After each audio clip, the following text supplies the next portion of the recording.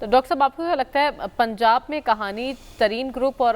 علیم group کے پاس ہے، یہ اپنا پلڑا کس کے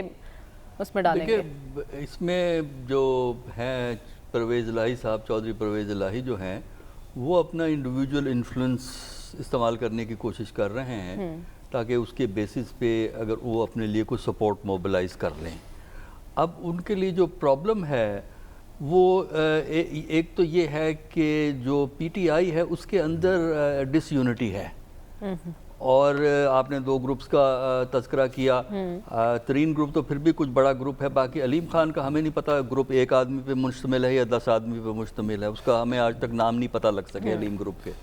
لیکن ترین گروپ ڈیفینیٹلی ایک گروپ ہے۔ تو اگر تو یہ کسی طریقے سے پی ٹی آئی کے وہ لوگ جو عمران خان کے ساتھ کھڑے ہیں ان کو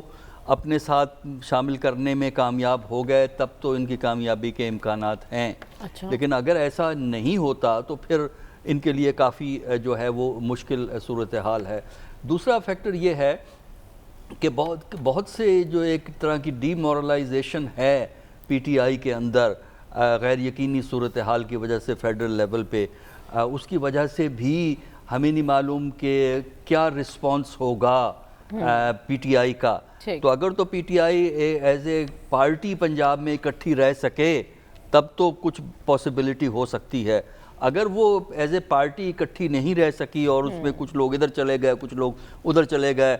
نہ آئے تو پھر وہ جو ہے مشکلات جو ہیں وہ پیدا ہو جائیں گی۔ تو غیر یقینی صورتحال ہمیں اس وقت نظر آ رہی ہے، لیکن یہ ہے کہ کل تو پروسیجر کا آغاز ہوگا